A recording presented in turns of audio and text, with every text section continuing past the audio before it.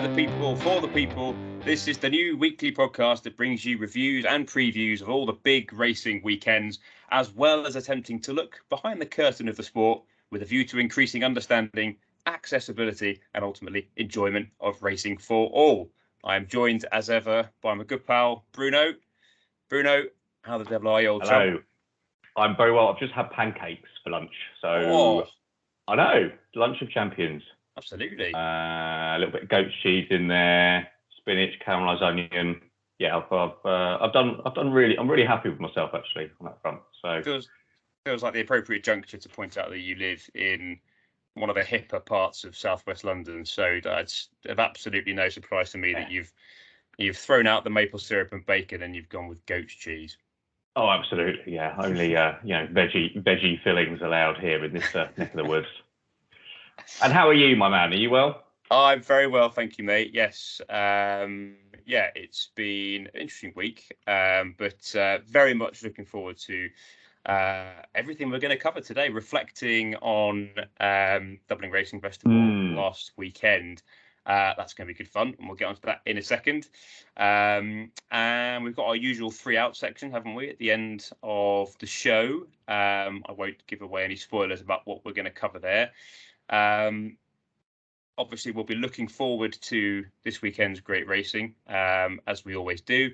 And our deep ground section this week should be an interesting one. We're going to be looking at water jumps and whether they still have a place in jumps racing, which I confess is an issue that I didn't think I'd ever considered until about 2 weeks ago. And unfortunately, it took a fatality, a rather notable high-profile one, to bring that to my attention. So I'm looking forward to getting into that. I think we're going to unearth some stuff that has maybe sort of passed us by over the last few years of following the sport. Definitely, yeah. I think there's lots to that conversation, and we won't be getting into all of that today, but certainly it's a conversation that needs to happen more often than probably it does. 100%, which I think is a central theme to this pod, isn't it? Trying to shed some light on the things that perhaps are wonderful sport, and it is a wonderful sport, doesn't do the best job of bringing to people's attention. So we'll get onto that shortly as well. But to begin with, we are going to try, and I emphasise try, to cover off last weekend's absolute smorgasbord of National Hunt racing over at Leopardstown. We're going to endeavour to spend no more than 30 seconds on each race. I'm going to look at Saturday, you're going to look at Sunday, Bruno, and we're going to try and pick out just the sort of key takeaways from each of those races. So I suppose without further ado, and you can on you go, mate. Let me know at the end of this how accurate I've been. So the first race on the Saturday was the 2 mile 6 furlong novice hurdle, which is usually a pointer to the Ballymore and the Albert Bartlett. That was won this time by Manila Kakuna for Willie Mullins, with Danny Mullins on board. Danny basically took that race from the front. I'm not sure whether Manila Kakuna is necessarily going to have his way out in front again in future. Manila Kakuna stayed on very well, having lost ground from 2 out, which is often the way at Leopardstown. I find that sort of hurdle on the turn, 2 out. A lot can often happen before and then after that. So the way Manila Kakuna stayed on, and I know you like him for the Albert Bartlett, as do many shrewd judges, suggest that he might be the one to take out of that. I think Hollow Games bubble was probably burst.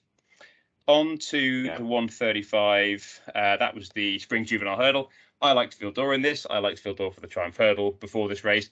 I am now licking my wounds. However, I don't think that Fildor is completely out of it at Cheltenham. And whilst Cheltenham isn't the be-all and end-all, I think a strongly run race and the opportunity to see the race turn into a bit of a stamina test going up the hill.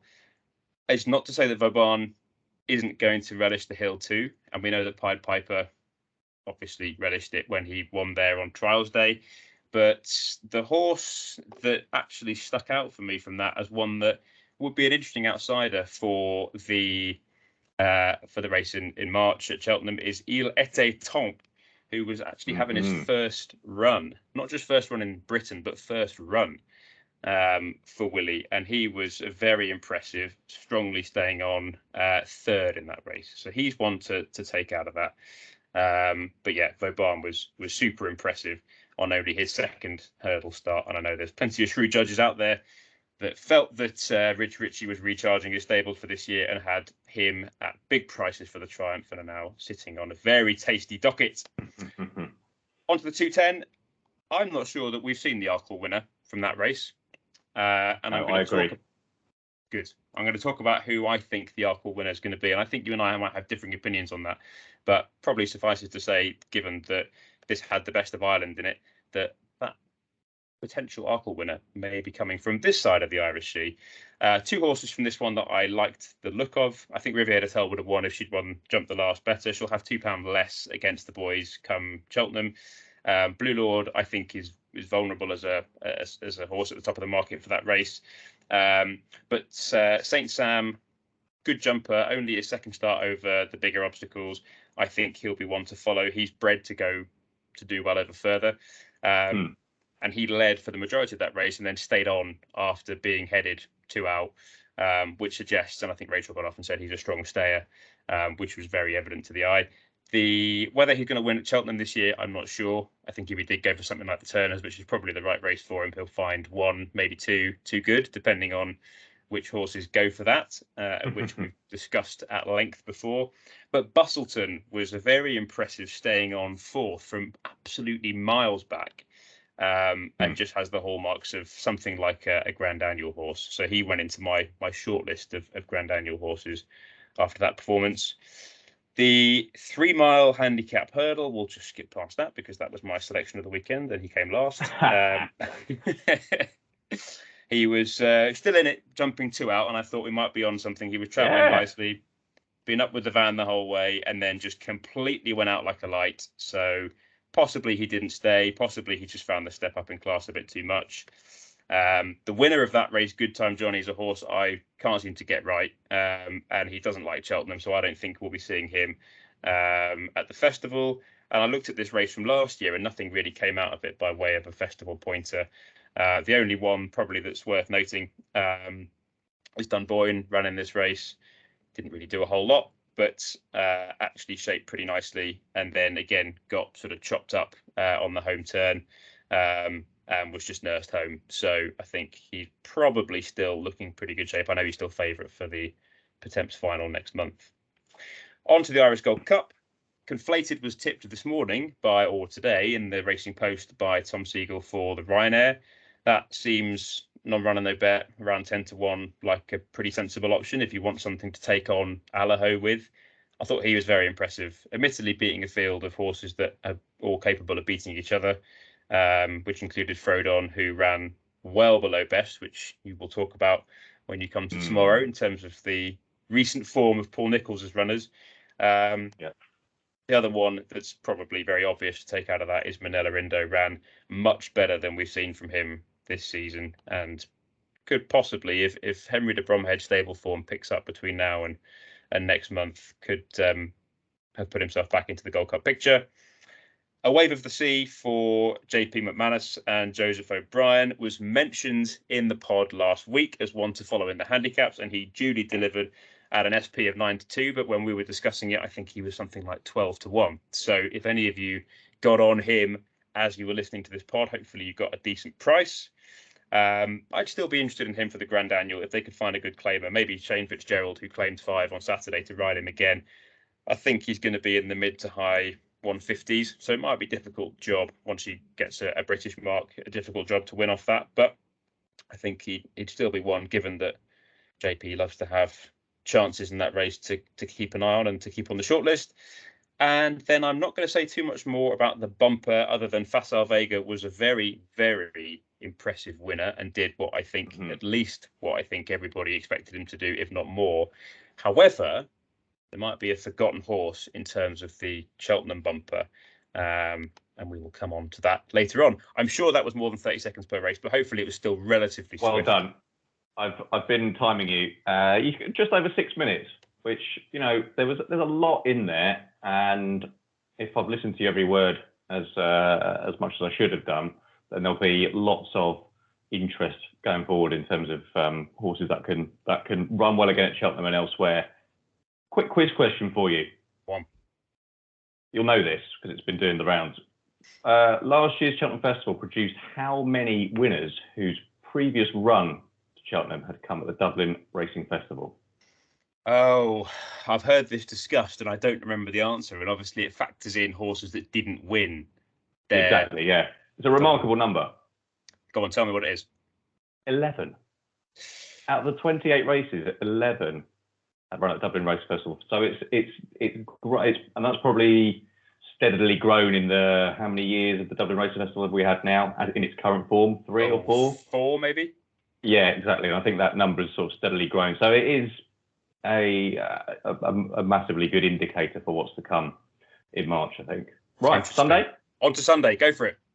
On to Sunday. The mare's handicap hurdle over 2 miles is what opened it up, and that was won very cosily, wasn't it, by Party Central for Gordon Elliott under yet another masterful ride by Davy Russell, who he's just, somebody mentioned it in the week, he's just worth backing wherever he goes at Cheltenham and beyond, really. But Party Central looked the winner from a long way out, travelled very, very nicely, and then just quickened well and won with, plenty in hand. He has gone up £14 for that, to an Irish mark of 135. So it's gone up a stone.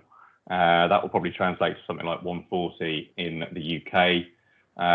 Whether that puts him out of sort of handicap contention, I don't know. She could also go to, her, of course. She could also go to the mare's hurdle, which was the point I was about to make, which wouldn't have worked with a he. But yeah, she was a very, very impressive winner. The one to take out is quite an obvious one. Strong finishing second was Say Goodbye, also for the Elliott Yard, who even in the final few strides made up about 3 or 4 lengths on the winner. And she's only gone up £4 for that. So she could be one to follow wherever she goes next. Who knows as to whether she'll turn up at Cheltenham or not, I don't know. After that, we had the 2 mile 5 novice chase won emphatically by Galopin de Champs. I guess there were just some natural question marks prior to the race as to how good was he and how much do we read into that beginner's chase of his where he just zoomed around Leopardstown and he just backed it up, didn't he? Yep. You could nitpick at some of his jumping, but you just got to love the way he attacks his fences. There's such confidence there, isn't there? And I guess the thing to do now from a trainer's point of view is to get more kind of versatility into his jumping to make sure he doesn't come a cropper at a more testing track, perhaps. But surely, if he stands up wherever he goes next, whether it's the Turners or the Brown Advisory, he wins. Wherever he goes, he wins. There's quite a few to sort of mention here, but the one to take out would be Gaillard de Menil, actually, for me, just because he's getting better. He has been underwhelming thus far over fences. But this was a massive improvement from his last run. I guess a combination of a very, very poor last run and a much more sort of truly true to form run this time around. And I think he just needs to step up. I think that's his eventual destiny, is to get up to that 3 mile trip. Others to mention here that fell, unfortunately, Capodanno unseated, Beacon Edge fell the fence after, Fury Road made a terrible mistake. I think they're all still worth following. I think, again, they just need a bit further as well. Maybe the pace of it was a bit hot for them, but Galopin de Champs, extremely impressive. Next, the Dublin Chase, easily won by Chacun pour Soi, who just likes being at home, doesn't he? He really loves this track. This is where my tip Grenadine came a cropper, of course. Absolutely just shocking. I guess that the form of the Nichols Yard has to have something to do with it. Even the trainer himself was scratching his head, wasn't he, in the week? Because they'd done the flu jabs back in December, so he didn't think that was going to impact things. But in terms of one to take out, Dunvegan ran really well, I thought. And has been running well all season. Yes, he has, which was my next point. And I think across the season, he's gone up £23. His mark's gone up £23. So, definitely a hugely improved horse, I'd say, in that sense. But yeah, Chacun pour Soi, very good. Does he get involved with the Champion Chase? But, is he in contention for that? Still not convinced. I just need to see him do it in England. He'd be an interesting runner, though, wouldn't he? If he did go. He would be. I'm sure he will go. Willie seems to be set on, trying it once more. So let's see. After that, we had the handicap chase over 2 mile 5, won by Birchdale from the very bottom of the weights. He's gone up nearly a stone for that as well. But there was a few that I like the look of in here. The one I'll plump for as one to take out would be Black Bow, actually. I'd say the trip was potentially just a smidge too far for him. He was off near enough top weight. I think he was carrying 11 stone 10. And at the finish, it was quite notable that Paul Townend wasn't that demanding of him. He led them round. He then, he didn't crack the whip too many times. And his form actually ties in quite nicely with Dunvegan as well, who ran well in the previous race. He was just beaten a few lengths by Dunvegan. Forget the track. Going the other way round at Fairy House, right? And he was carrying £5 more that day as well. So I thought he'd be of interest. And if he's not been hammered too much by the handicapper, which I don't think he has, then one to follow for sure. He was, just to add, he was carrying a stone more than everything else in the top 5 in that race. So he was giving away a lot of weight to everything. And he's only, he seems to have stayed on the same mark. Yeah, definitely an eye catcher. Next, the Irish Champion Hurdle. Honeysuckle turned up, did what we expected of her. Maintained her unbeaten record. That's 14 wins on the spin now. I guess 2 things. She's brilliant. Let's not even crab her form or how the run was. She's brilliant, but the division is not brilliant as it currently stands. However, I would mark up the other mare in this, Echoes in Rain. And I do see her as a live player for the Mares' Hurdle. I think she's still around 16 to 1. I think that Mares' Hurdle on the opening day is extremely open. Extremely open. I think there's some at big prices who we've not seen or maybe forgotten about. Queensbrook is another one that we haven't seen in a while that I like. I just think that's a race where a big price winner could emerge. After that, the 2 mile grade 1 novice hurdle. That's Gerhard won from the front. And I guess initially when you watch that race, you might have been a bit underwhelmed, particularly on the jumping side of things. I've watched it again, and I'm just more and more impressed by the engine he's shown there. Despite the jumping errors, he's won, I think, with plenty in hand. 3 Stripe Life did make a mistake at the last. So did Sir Gerhard, really, where maybe that would have made it a little bit tighter. But I think I just thought he was impressive. And I think his form out of those top 3 or 4 in the Supreme market is the most solid. He's won. Is that a couple of grade 1s now? I guess he's won. He's beaten the best at in his age group in terms of the bumper division last season as well. So he's still what I'm sweet on for the Supreme. And the time, I think a lot of people are, the time versus Honeysuckle's time was significantly better. Yes, it was. I think they said that if you look at the times, it would have equated to a 12-length victory over Honeysuckle. So that's something. Yeah, it does. Yeah, I guess there's the way the races run to factor in there, but doing that from the front would suggest that was a pretty good effort from him. And then the jumping can be worked on. Colonel Mustard, I thought ran well again. He's had a good season for Lorna Fowler. I'd be interested to see what they do next with him. He's been in graded company, I think, up until now. So will they now think, right, to actually win a decent pot? Do we go after a handicap with him? Let's see. Race after this is one you'll enjoy. Was the Liffey Handicap Hurdle, won by Call Me Lyrene. Tell us, Ben. 33 to 1. There we go. Didn't even need to finish the question. No, because I knew what you were going to ask, and I've been telling everyone. Back to Davy Russell here. Another just ice cold ride from him. And this is something we're going to talk about as well, isn't it? Is what a jockey's doing to produce great rides. How are they good? And in this sense, he was just uber patient, and he just knew he had a lot of horse under him. And Call Me Lyrene came through really, really well to win. The one that was really eye-catching that I think a few have picked up on in this race is Autumn Evening for Jesse Harrington. Probably the eye-catcher of the whole day for me. Only gone up £2 for that run, which I think is interesting. Hit the front maybe slightly too early, and then sort of idled out in front and got beaten a couple of lengths, but that was an eye-catcher for sure. Finally, best finish of the whole festival was saved till last, wasn't it, in the Mayor's Bumper, where five of them were contesting it, heading to the line. Lily de Burley got her head in front, and I think actually all of that front five are worth following again. Particularly battling Bessie. Now, there's a bit of a form line developing between Battling Bessie, the time posted by Facile Vega the day before, and the fact that Battling Bessie had previously been beaten really, really easily by American Mike, who's kind of gone under the radar, and we'll come back to him later in the show. But she maybe just showed her inexperience a little bit on the run-in. She kind of got to the front and then danced around a little bit, and Lily de Burley stuck her neck out in front and got the win for Stuart Crawford, who's got another interesting horse, which we're going to come back to for the weekend ahead. And that's it. That concludes the 8 races on the Sunday. Who knows what my time was? For once, I have been I've been the king of brevity. You were You're joking. Just over 9.5 minutes. Oh, I wonder whether quicker. Wonder whether we're ever going to get to the end there. This is what it must feel like to be on the other end of a conversation with me normally. So maybe I've learned something. There we are. We did all right. Though we certainly did, and I think it was you had one more race to cover. B, I chimed in on a couple of occasions, and C, covered very salient points in that, including one, as you say, that we're going to come back to later on with regard to bumper horses. Right.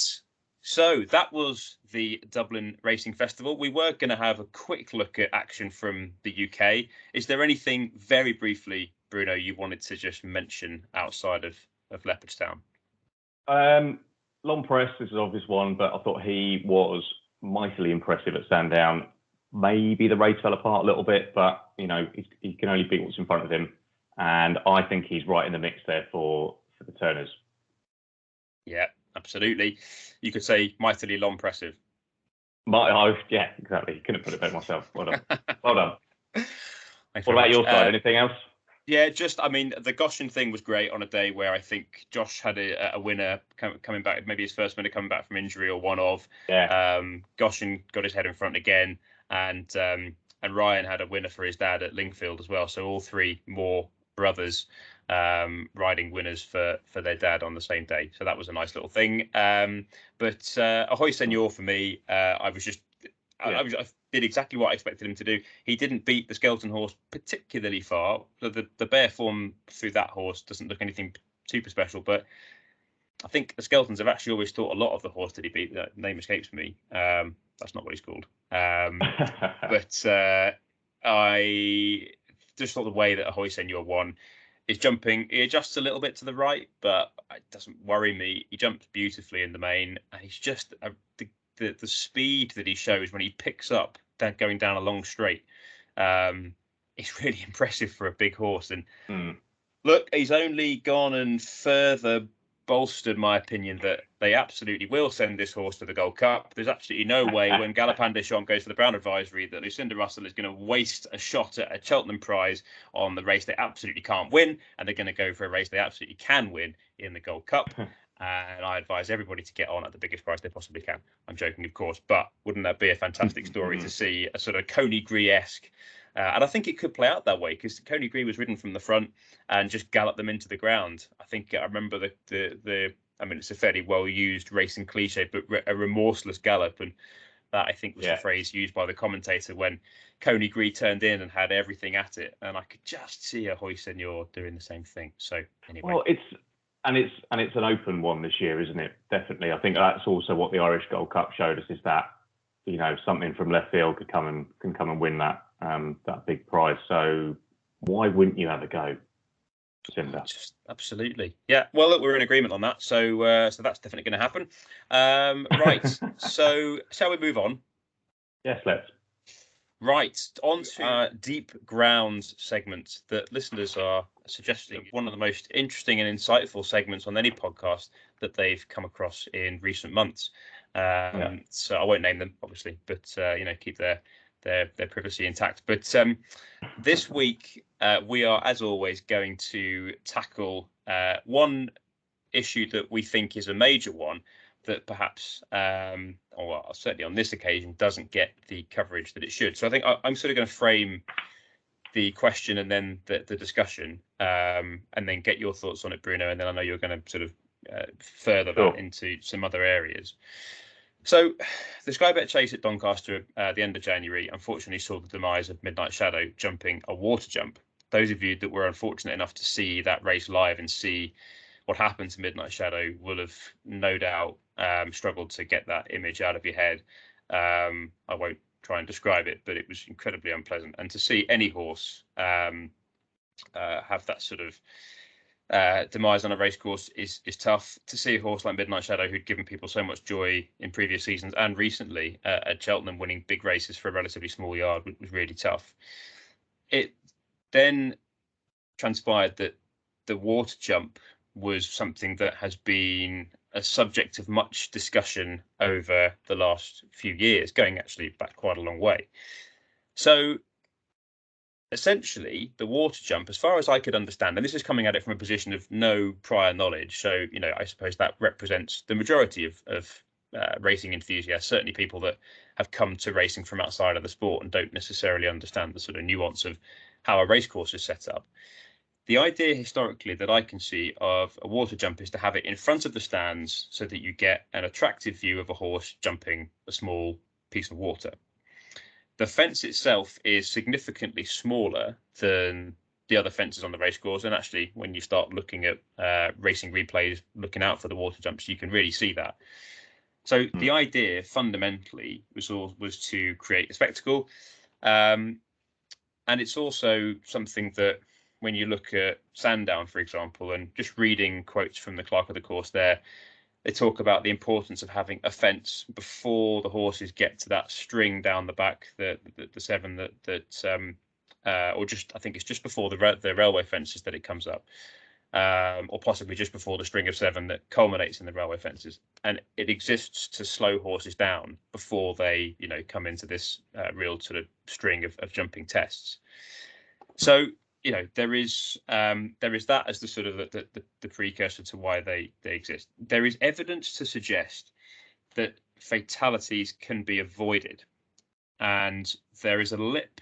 There's a few things to factor in, but there's a lip on the pool on the landing side of the jump, on which horses seem to have a tendency to catch their back legs. And if you go back and watch racing replays, it probably won't take you long to find a horse putting their back legs in the water, and the commentator sometimes making reference to it, sometimes not.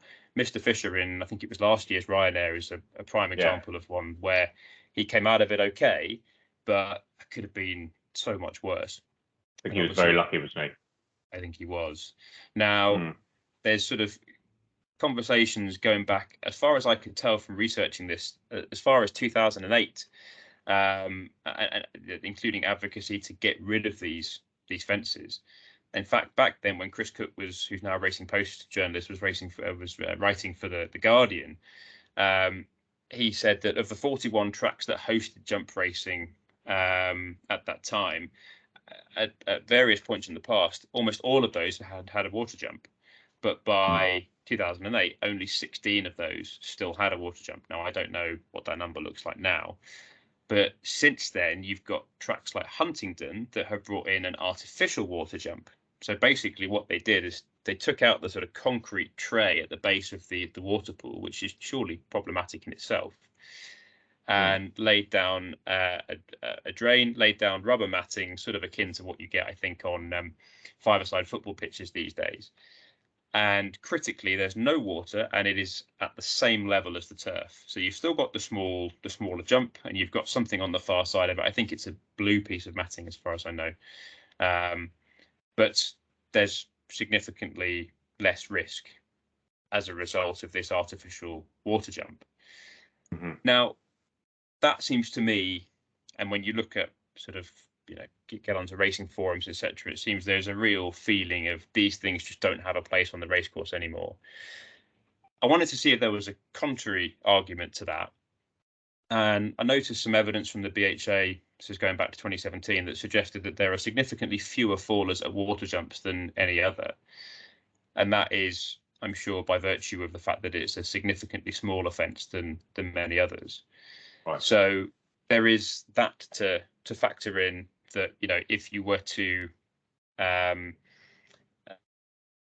if you were to look at replacing water fences with a full-size fence, whatever that might be, then there might be fewer injuries, and fatal injuries certainly, relating to the landing side of the jump. But actually there could be more fallers, and obviously if a horse falls at a fence, there can be all sorts of other ways in which it can have serious, potentially fatal ramifications. But it just struck me that just do what Huntingdon have done. If you want to have a smaller jump, something to slow horses down if they're about to go into a stretch where they need to be coming at the fences a bit slower, perhaps if they've come freewheeling down a hill or whatever, then, have something like that in place. It didn't seem to me that there was a strong enough case to justify the continuation of water. And yet there still are water jumps.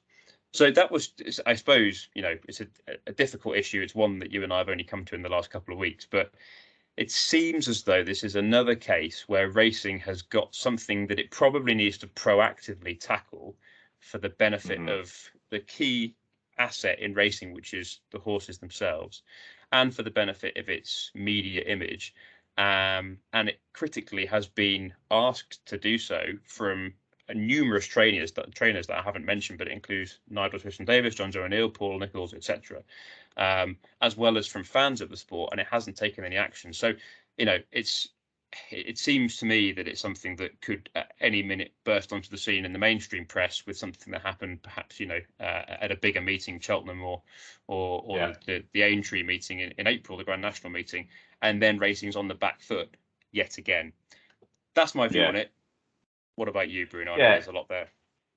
Firstly, on a bit I've learned from what you just said there is that being a shorter fence, it sort of acts as a bit of a speed bump coming off maybe a particularly fast bit of track or coming off a downhill piece of track, which is interesting because there's a kind of safety angle to a jump of that sort of fence of that size existing.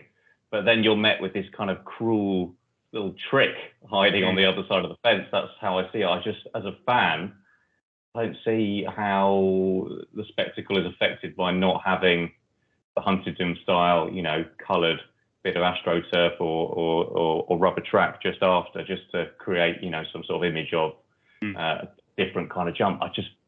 To me, this is just a no-brainer, isn't it? Just to transition out of these, because you're seeing incidents like Midnight Shadow. The Mr. Fisher thing was probably the only one you can find now because he survived. It's just awful, really. I just can't really understand why that exists in this day and age. I think that needs to be the filter or one of the filters for a lot of these kind of welfare at the track questions is the spectacle affected by this kind of change happening? There's another area where in hurdles, which has been underway, a change there from the kind of birch topped hurdles to padded hurdles. That's a transition that's been happening, I think, since 2014. But and to me, again, another no-brainer. Another element of that as well is the kind of horizontal planks you get across hurdles, which are coloured orange at the moment. There was a whole study done 3 or 4 years ago around actually horses can see fluorescent yellow and fluorescent white better. So there are some tracks that have adopted padded hurdles and these different coloured kind of horizontal stripes to aid the horse's vision of the obstacle. And you think, yeah, that makes total sense. The spectacle isn't affected. The horse is actually able to, the horse isn't getting tricked into what's about to come. So why wouldn't you do that? So that seemed to make sense. And that was something that was kicked off, like I say, from a trial perspective in 2014. It got to 2018 when I think 16 tracks had made the transition in the UK, this is, and it's stalled since then. There's been no more, as far as I'm aware, and that whole discussion has died down. And the chatter around this water jumps thing has already died down as well from the incident only being, less than 2 weeks ago. It didn't really filter through into the mainstream kind of racing media. You found forums. There was maybe a little bit of chatter on some podcasts around it. I would question the sort of what the role is the media have to play in holding racing authorities to account for horse welfare. Like, should they not be on the front foot with this stuff and raising it, and actually, instead of, kind of burying it, making a point of it and actually looking to protect these animals as best they can? So I just think there's a little bit of question mark around what the media are doing to raise these issues in a more mainstream sense, certainly within the world of racing. So in conclusion, on the water jumps, I think it's a no-brainer to make that move for sure. Same with the hurdles element.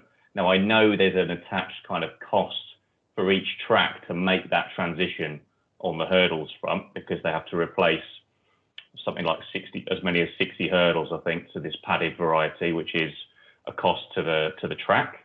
So there is that to consider as well. But fundamentally, the financial issue is secondary to the welfare issue. So get it done. Agree. Now, going beyond this, when I was looking into sort of how, what evidence is there that the sport is really making kind of progressive strides on the subject of horse welfare? Initially, I was really skeptical because I just thought there isn't a lot going on here, is there? Actually, what I found, I was really enthused by. So there's quite a few initiatives happening at the moment, a lot of which came out of the Cheltenham Review in 2018, which was essentially an inquest after there were 7 or 8 fatalities during the festival week of 2018. And something called the Horse Welfare Board was set up. In 2020, this board published a really, really comprehensive, kind of wide-reaching strategy as to how to optimise horse welfare on and off the track. And it also included a really interesting piece on how to talk publicly about horse welfare, because they felt, and this was their own kind of summary of the situation, they felt that racing had been, to use their words, talking to itself about horse welfare. So talking to an existing audience, not being quite defensive when accusations were made towards them, presenting kind of cold, hard statistics about, actually, the incidence of fatality is really, really low in percentage terms, but missing that kind of emotional storytelling around the great life that racehorses have, the behind-the-scenes stuff that we've spoken about a couple of times already on this show. So reading that, doing a lot of digging, but I actually felt quite placated by the strategy, and it felt really robust, and I felt like things were happening. But this was 2 years ago this strategy came out, and to be honest, particularly on the communication standpoint, I'm not seeing loads cutting through on this topic. I think maybe one or two examples, but the one that maybe stuck out to me was something called National Racehorse Week, which maybe you saw a little bit of, because I think they filmed some things at Manor House where our horses are.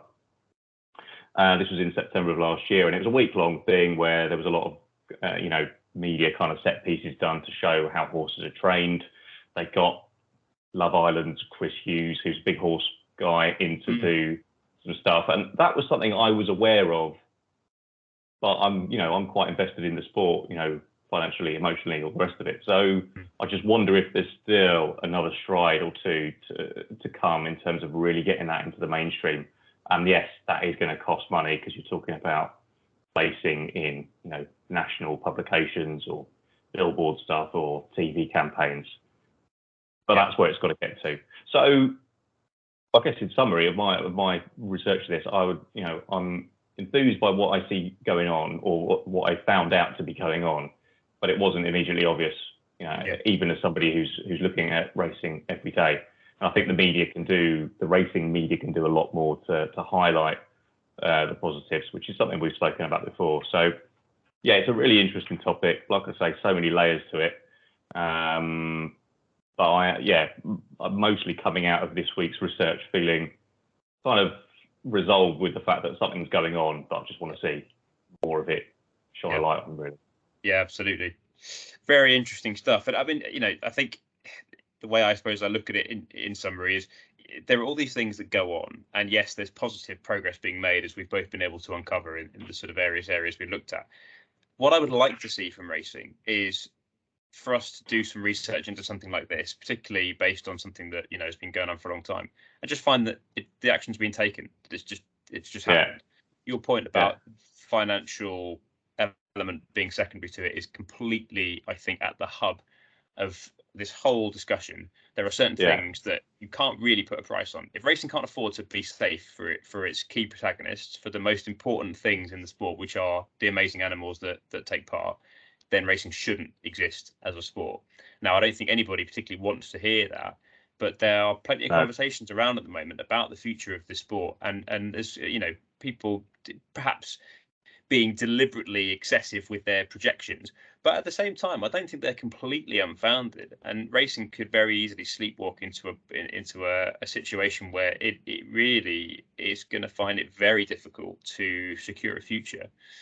That for me, I think, is the big problem. It's difficult because I'm not sure that necessarily a sort of a mainstream media campaign is needed to improve the immediate perception of the sport, because why start a conversation that inevitably is going to then be difficult and be very distracting for the sport, and it just be a conversation.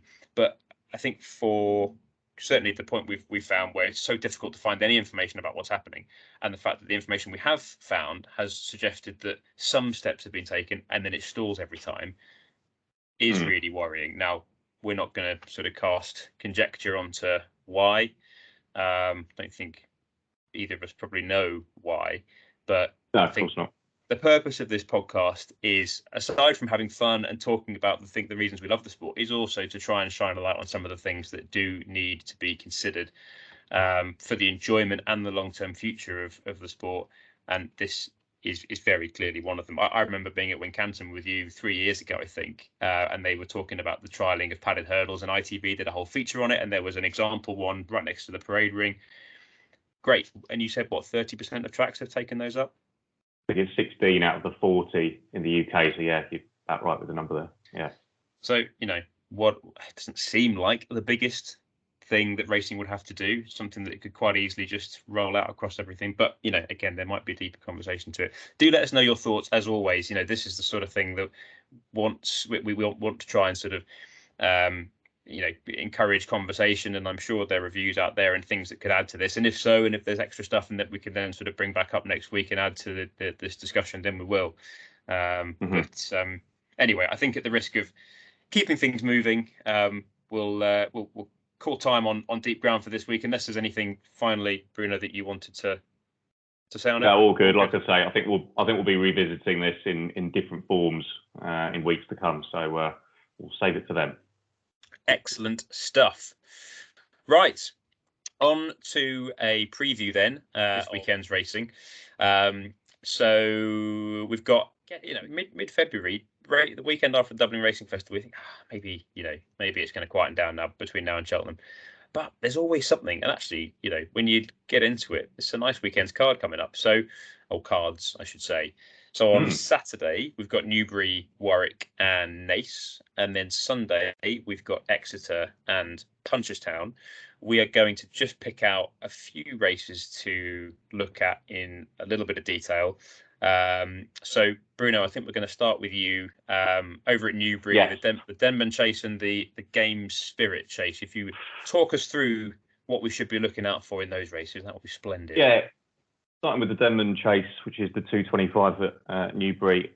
It's an interesting race, this, because largely the field is made up of horses with question marks hanging over them. So you have Flanders Oboe, can't doubt his credentials. It's more the form of the yard that he belongs to that is in question, but he's favourite. Imperial Aura is also in this, but his form figures are UPFP, so he's got to come back to some form after showing some real promise. Start of last season, coming back off a handicap chase win at Cheltenham, beating Galvin at Cheltenham, giving him £1 maybe that day. So yeah, he's got questions to answer. Eldorado Allen's in this. He's stepping up in trip for the first time, and I think you've still got Dirasha Cantor in there as the outsider, who has been off since October 2020, but he won the Ladbrokes Trophy. So he's definitely got potential at this extended trip. I guess that then leaves Royal for Guy, who is clearly in decent form. But he had a pretty hard race only 3 weeks ago, winning Peter Marsh, wasn't it, up at Haydock in pretty testing conditions off top weight. It's a head scratcher. I guess that I would love to see Imperial Aura come back to form, because I think there is a decent horse under there, despite the sort of flattering to deceive that he's done in the last 18 months or so. So that would be one I'd be interested in, but I couldn't back any of these. Could you? No, Kim Bailey, I just was having a look at his form. He's 0% the last 2 weeks. He's not having anywhere near the season that he did last year. He's still having some nice winners, but just last year was he was in a rich vein of form. And then obviously we're recording this as we always do early Thursday afternoon, and Paul Nicholls has had one winner from his last 37, so his form hasn't turned around since last weekend. The inquest, I'm sure, continues. No, I couldn't back any. Even the Tizard form has dropped away again. They are remarkably up and down. I'd say more so than any yard that I can think of. So, no, I couldn't back any of them by process of elimination. Certainly couldn't advise. Emma Lavelli's in good form, and Derasha Counter is 25-1, and he's, as you said, a Ladbroke Trophy winner. But he's been off for 489 days. Royal Pagaille, I suppose by process of elimination would be. Yeah, you'd land on that one, wouldn't you? Yeah, but then what's the sort of strategy in terms of where's he going to after this? He's kind of earmarked for the Gold Cup. To have another tilt at that, he might be a better horse this year, but he was 50 lengths behind Manila Indo last year. So realistically, you're going to make up that kind of deficit. Is it one that will skip Cheltenham and go to Aintree? So it'd be worth sort of keeping an ear out for comments from the trainer on Saturday. But I guess it's just an intriguing one where we'll probably get a lot of answers around where these horses and their respective yards are at and what the plan is. Good point. Yeah, very good point. Yeah. And that's probably the right way to watch this race rather than necessarily be looking to make your millions punting wise. Definitely, yes. So that's the Devon Chase, and then straight after that, there's the Game Spirit Chase, which has often seen the likes of Altior come for a warm up pre a champion chase tilt or whatever.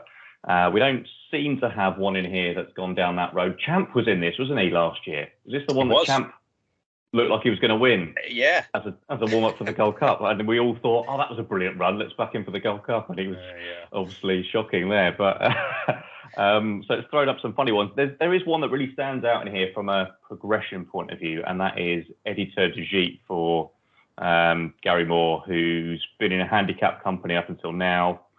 So be very interesting to see if he's got the class to kind of step into Grade 2 and dominate. I think he's around 5-1 for this. Let me just have a look.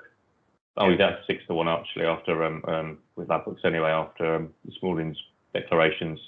But then you've got question marks again on the others. So Royal heads the market, and I couldn't, I love So Royal, but I just think he's 10 now. His last couple of runs have been quite underwhelming. He's great in that early season part, and you can really count on him, can't you, to come through for you in those. And he's brilliant that he's dual purpose in the over hurdles as well. He's great over hurdles, but I couldn't have him here. Hitman is still of interest sort of long term because he's only 6 still, which is remarkable. He feels like he's been around quite a long time. His best runs seem to have always been in defeat thus far. He was second to Grenadier, wasn't he, at Sandown in the Tinkle Creek.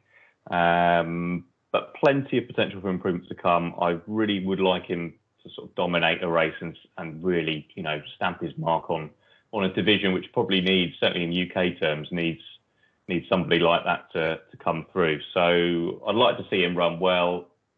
Probably could back him at the prices. So Editeur de Gite would be the one to maybe get behind, maybe emotionally more than strategically. But that's an interesting race in that sense, in how that kind of whole division, the lay of the land of that division is laid out for the time being in the UK. Yeah, I think you've nailed the way to look at these two races. I don't see them particularly as betting races, although I do see the Game Spirit as something that there's a bit more scope for interest.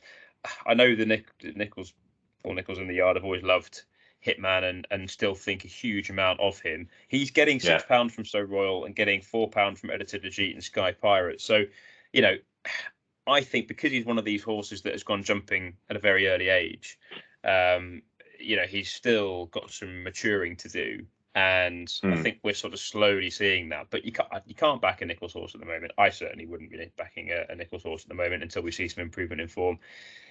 I think Editeur de Gite I've had him on my list for the Grand Annual, so I'd be quite happy if he go from the front as he always does. If he faded from 2 out, came down a pound or two, and then they stick Niall Houlihan on him, claiming 5, I think, come Cheltenham, and I will be backing him if that happens. Given his form around Cheltenham this season, so yes, I think there'll be some interesting, again, lots to take from those two races at Newbury. So I'll pick up and the very next race at Newbury. So I'm going to talk about the Betfair Hurdle and then have a very quick look at the Kingmaker at Warwick.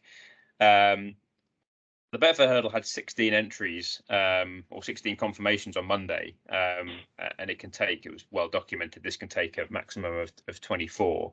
The winner gets £87,000, but as we've seen the last few weeks in the UK, prize money does not necessarily mean you're going to get the right amount of runners. We're going to come to that particular issue in 3 outs. However, there have been 14 declarations, so you've actually still got a race with a nice betting shape to it. I'm not going to go through every horse, and this is one of those races where you probably could. There's plenty to like about those at the top of the market, particularly Broomfield Berg, JPR1. But I mean, Broomfield Berg is he could absolutely hose up in this. I was there at the first King George Day I've ever been to without you was this Christmas, just gone. And so for once, I can't say that we saw this happen, but I certainly saw Broomfield Berg absolutely destroy a field in a race that has been won previously by the likes of Altior, Third Time Lucky, etc.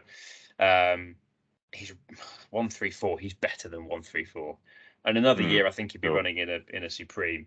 So I could totally see him win. Soaring Glory has it all to do. I think there's only been one dual winner, one repeat winner of this race in the history of the race. It goes back, I forget how long, but a significant amount of time to make that a stat that you have to take seriously. Just at the prices, I had a little look through as an angle to cover, and I just saw the Nigel Twiston-Davies angle as if you were looking for a nice, simple thing to sort of base an opinion on the race on. It would be the form that Nigel always has in this, and I mean it's pretty well documented. But I look back through the last 6 years. In 2021, he had the 6th. Guard Your Dreams absolutely flew home off a mark of 135. In 2020, he had Sir Valentine off a mark of 130. So right down the bottom of the weights, he came 4th. He won the race in 2019 with Al Dancer, who went on to run in the Supreme. Won our favourite in the Supreme, I think. No runner in 2018. 2017, he won the race again with Ballyandy off a mark of 135. And 2016, he had Flying Angel, who came 3rd off a mark of 131. So that makes any NTD horse of interest. Not sure how he'd feel about us abbreviating his name to 3 initials, but and you look at his form earlier this season, and as many of us will no doubt remember, he beat Tritonic over 2 miles at Cheltenham in October. And then he followed up at Cheltenham a month later. We know what Tritonic's gone on to do. He was well beaten by John Bon in the Grade 2 at Ascot in December, but no shame in that. He's probably not a Grade 1 horse. So off a mark of 138, the yard is a yard that has been in good form this year. Sam Twiston-Davies in particular seems to be riding absolutely out of his skin. 12 to 1. I think you can get 12 to 1. If you're an each way punter, you can get 12s 4 places. There are 5 places available with 1 or 2 bookmakers. He was the one I came down on. I mean, you've landed on the one that sort of stood out straight away as during the brief look I had. Got to love that profile in terms of his age as well. Just turning 5, you can absolutely draw a line through the. It was the Kennel Gate, wasn't it? That was run at a snail's pace, and it just, it was kind of set up for John Bod in a way. It felt like, and I think he was carrying 5 pounds on the entire field that day at least.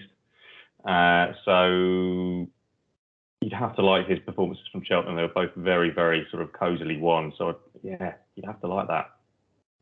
So that is the 3:35 at Newbury, which follows straight on from I think it's the Denman at 2:25, and then the Game Spirit at 3 o'clock for those of us that like your days and times. On to Warwick. There's a really nice card at Warwick. In the interest of time, we're not going to go through all of it, but there is one race that really stands out. We talked earlier about the fact that the Dublin Racing Festival probably didn't show up, in our opinion anyway, the Arkle winner. The race that probably does contain the Arkle winner is the 205 at Warwick, the Kingmaker Novices Chase, in which Edwardstown is 11-10 to beat Third Time Lucky, who's currently 9-4. Brave Shaska, winner at course and distance. I think it was certainly course. I think it was distance last time as well. Is at 5-1, and then For Pleasure, the tearaway front runner at 20. I mean, he'd certainly not be without a chance. Edwardstown and Third Time Lucky are the two that have a chance in the Arkle, and their price certainly for the Arkle suggests that. Brave Shaska, I think, although he's getting £5 from the front two in the market in this race, is probably more off the mark of 145.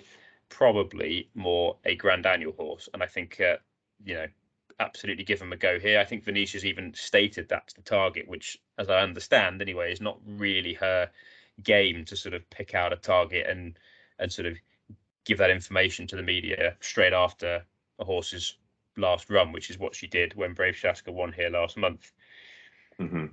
This is a track, so and I'm going to give away who my leaning is here. It's a local track to the Skeltons, and they love to have runners and winners here. B, it is a real jumping test, and it's a speed test too. I think Edwardstown, as he showed hurdling last year, is very good off a strong pace. He's a strong finisher. He's a good jumper, but he's not a patch on Third Time Lucky.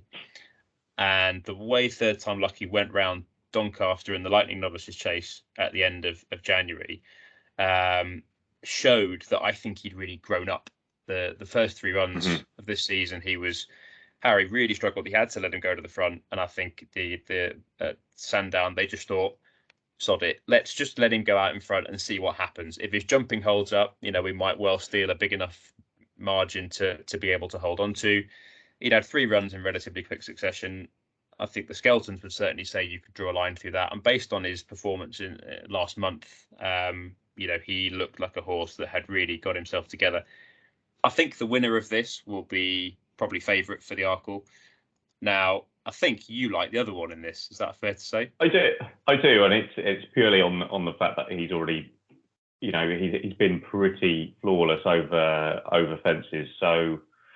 But I do take your point on Third Time Lucky for sure. He's got to be an improved horse now. I think the fact that although he's the outsider, For Pleasure is in here again is going to help him. There's always talk around if he's got to make the running. That's where potentially, then this is back in December where maybe inexperience was still playing a part. Potentially he went out too hard, particularly around Sandown where it is a jumping test down there as well. So if you're you're going to sort of put yourself under pressure by being that tearaway. If he's learned from that experience, and I imagine the Skeltons know exactly how to get their horse right for the task at hand, then he's going to make it a contest. I like Edwardstown. I just think he's rock solid.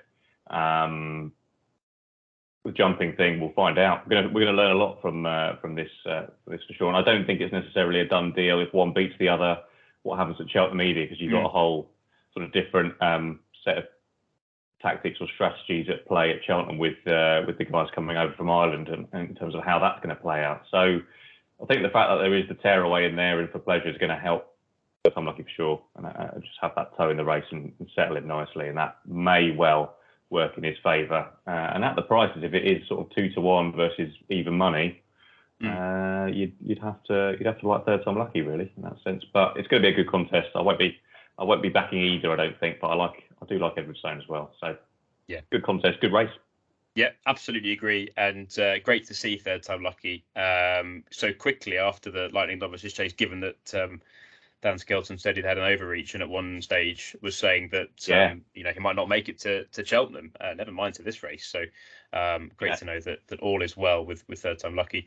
The rest of the Warwick card, as I mentioned, does look interesting. In the interest of time, I'm not going to say anything more than there is I think it's at Warwick anyway, or is it at Newbury? Actually, no, I'm going to go back to Newbury because my weakness this year has been Fergal O'Brien bumper horses, and sometimes it's paid off and other times it hasn't. There is a horse called Hullenback in the 4:45 at Newbury on Saturday, and I have seen too many times Fergal O'Brien horses being ridden ice cold under Paddy Brennan and coming through to win head in chest to let one go through to the wicketkeeper. And I can't make him my selection for the weekend because I don't know enough about him. I confess he just jumped off the page to me earlier on. But Hullen back in the 4:45 at Newbury, I think this will be a good bumper. I think these sort of Newbury bumpers generally are. And there's some other good ones in there. Authorised Speed for Gary Moore, Top Dog for Emma Lavelle. Yeah, Hullen back. If you get a chance to go back and watch his last race, which was at Chepstow in November, it was just absolutely trademark Fergal O'Brien, Paddy Brennan bumper winner. So just wanted to highlight that one. Right, in the interest of time, shall we move on to our weekend selections? Absolutely. I'm going to start with you because, as I said to you at the start of this, I still haven't completely settled on what mine is, which means that nobody should be backing what I'm about to say. Let's go with yours first. You go and do your research, and I'll tell people about what's happening at Punchestown on Sunday, which includes my weekend. About Ireland, have we? Yes. Sorry about that. Yeah. No, and I can highlight a couple more things just to give you some extra time there. But there's a Grand National Trial taking place at Punchestown on Sunday. Decent pot for the winner as well. I think it's 50,000 euros or just over to the winner. Quite a few who are entered, not yet declared, because this is Sunday, so we'll find out tomorrow. But quite a few here who appear to be reappearing relatively quickly after running in the Thyestes at Gorham Park a couple of weeks back, which is always a very, very hard race. So I'm steering clear of those. The one I actually like in here is Champagne Platinum, who used to be trained by Nicky Henderson up until the kind of season break, and then moved over to Ireland. Last time out, he beat Ain't That a Shame, Henry de Bromhead horse, who previously had form that tied in with Galopin de Champs and Statler. He ran behind those, to some credit. And Champagne Platinum just came and nutted him on the line, which was very, very satisfying to watch. And the learnings that day, and this came straight from the trainer's mouth, was that the softer ground was useful that day. It's even softer this time round. The trip's obviously extended. He won at 3 miles last time out. This is over 3 mile 4, so it's a proper marathon trip. And then based on his pedigree as well, he is by the same sire as Monkfish, Fiddle on the Roof, Outlander, all proper staying chasing types. So he's definitely got that stamina piece in there. He's kind of middling in terms of the weight, so I think there's improvement to come still there as well. So I think he's pretty well handicapped. So that's Champagne Platinum in the Grand National Trial at Punchestown on Sunday, and he's my weekend tip. And what time is that race? Yeah, good question. I just realised I was talking that I needed to tell people about that. No idea, mate. Looking it up right now. There it is. Is it 3:40? Any biscuits? No, it's not. This is great radio. Oh, my word. Not great radio. There it is. 2:40 at Punchestown. The Hollywood Bets Grand National Trial Handicap Chase. Fantastic. Good stuff. So Champagne Platinum for you. And I think it's going to have to be... I'm between two. I'm between Marie's Rock in the 1:35 at Warwick, who was obviously brought to a standstill in the Lanzarote last month, when I thought that she would win, having won so decisively over Christmas on Boxing Day at Kempton. And the other is I Like to Move It. I think by virtue of the race being a competitive one, I would love to tip I Like to Move It, and I wouldn't put anybody off that bet, but I'm going to stick with Marie's Rock. She's getting £6 from Indefatigable. She's getting £4 from White Hot Chili Philly, who's been a pretty good yardstick this year. She won so well at Christmas. I was all over her for the Lanzarote, and as I said, she basically had no chance from the second when Green Book unseated in front of her. And so the fact that she's getting weight from her rivals, there is a Skelton horse in here which is carrying 11 stone 2 as well. But the form of Get a Tonic, that one is. I don't think is anywhere near as strong as Marie's Rock. So at 3-1, I'm going to go for Marie's Rock, and that's in the 135. Good man. We could really do with getting on the board, couldn't we? Yeah, we're at -2 at the moment. So yeah, I mean, all right, it's all retrievable, but yeah, just could do with one going in. Yeah, so a solid one for you then in that case. Yes, I think so. Well, look, anything can happen, but it's one of those horses where at the end of the day, you just got to stick with him, haven't you? And she had obvious excuses last time, so if she doesn't win and is beaten fair and square this time, then maybe I'll jump off that one, but we'll see. Right, on to 3 out. So we're going to rattle through these, mindful that we have gone over the hour mark again. So we're going to attempt to take no longer than 2 minutes each, and I'm going to time each question. So we're going to start off with one that probably needs more than 2 minutes, but we're going to do it in 2 minutes. Bruno, festival entry significantly down this year. Why? Had a brief thought about this, and I think one of the main contributing factors has to be the kind of monopolisation of winners of 4 or 5 yards across the UK and Ireland has to play a part in this. So you've got Mullins, Elliott, Nichols, Henderson, I guess, covering a large base of the winners at Cheltenham in the last couple of years. Smaller trainers or horses from smaller yards might think a test against their formidable forces would be not worth it, and actually they're better off picking up the pieces outside of the festival, around the same timing. So I'd say that is one of the key contributing factors to it. What about yourself? Anything else? Yeah, I would agree, and I would add that there is just so much racing in the UK that you don't have to focus on Cheltenham anymore. At the end of the day, you are responsible as a trainer for having winners for your owners. Owners want winners and they want prize money. There is good prize money available. Not that it necessarily always attracts the best fields, as we've seen it in the Betfair Hurdle this weekend. But I think that's probably also got a lot to do with it. Why? I know people still enjoy a social runner, and I'm sure entries will be up versus last year when it happened behind closed doors as a result. But yeah, I would say that's has a part to play too. Right, we did that in 1.5 minutes. That's very good. So we've clawed back 30 seconds. On to the second question. Forgotten horses. Who didn't run at the Dublin Racing Festival that we should be keeping on side for Cheltenham? I'm going to try and do this in 1 minute. And I'll be possible. We might even have the same one in mind. But you mentioned him earlier, American Mike.